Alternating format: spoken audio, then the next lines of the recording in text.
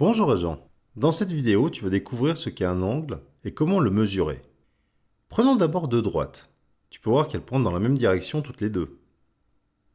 Pour nous faciliter la vie, appelons les droites AB et CD.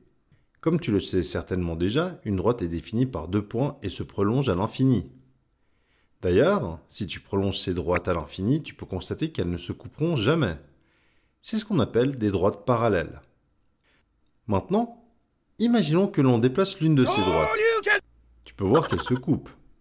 C'est ce qu'on appelle des droites sécantes. Elles se coupent en un point que l'on peut appeler M. Entre les droites, il existe un espace que nous appelons angle. Ils sont au nombre de 4. Par exemple, l'angle DMB. Il est appelé ainsi car il est formé par le déplacement de D à M, puis de M à B.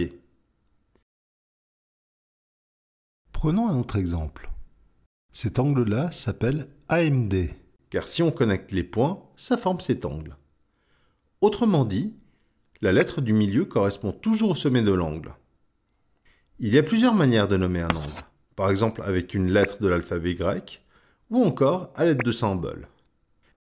On utilise un arc de cercle qui va d'une des deux droites vers l'autre pour représenter un angle. On appelle ceci un arc. En géométrie, il est de coutume de lui attribuer une lettre ou une valeur en degrés.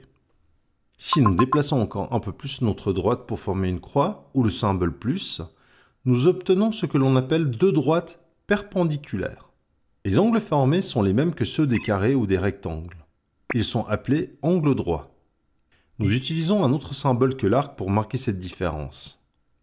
Dès le moment où tu vois ce symbole, tu sais que l'angle est droit. Donc, il fait 90 degrés et que les droites sont perpendiculaires.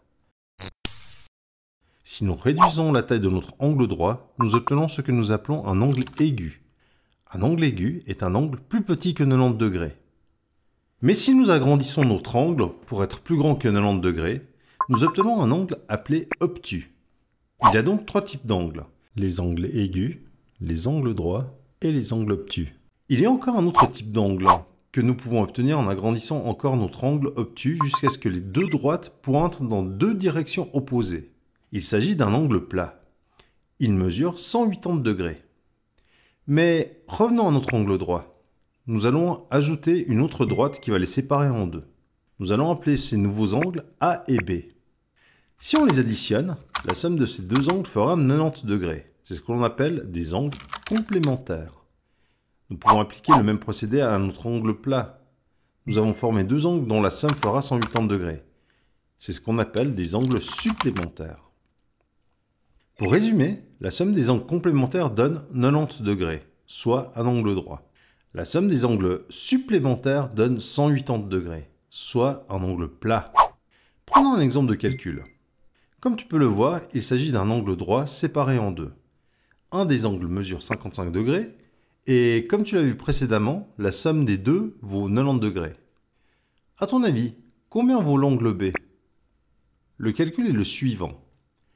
Tu sais que la somme des deux angles vaut 90.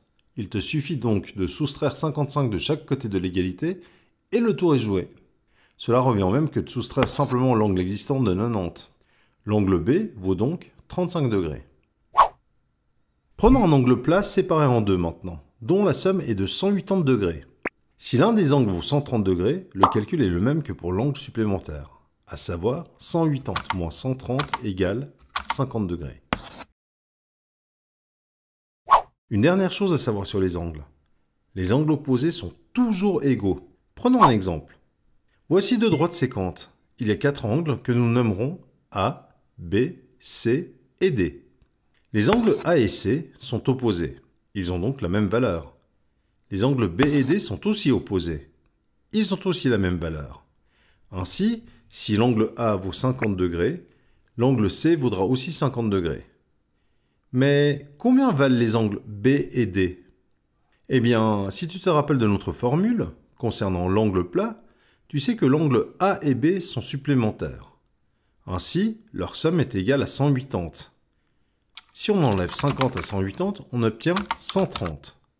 L'angle B vaut donc 130 degrés.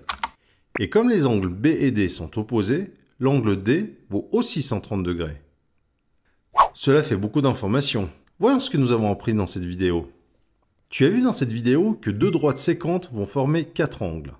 Sur le dessin, nous marquons l'angle à l'aide d'un arc de cercle ou d'un carré dans le cas d'un angle droit, et nous lui attribuons généralement une lettre. Il y a 4 types d'angles: aigu, droit, obtus et plat. Si deux angles forment à eux deux un angle droit, on parle d'angle complémentaire. S'ils forment un angle plat, on parle alors d'angle supplémentaire. Tu as aussi vu que deux angles opposés ont la même valeur. Voilà, c'est tout pour cette vidéo. Mais pour pouvoir bien comprendre le sujet, n'oublie pas de t'exercer. À bientôt, agent.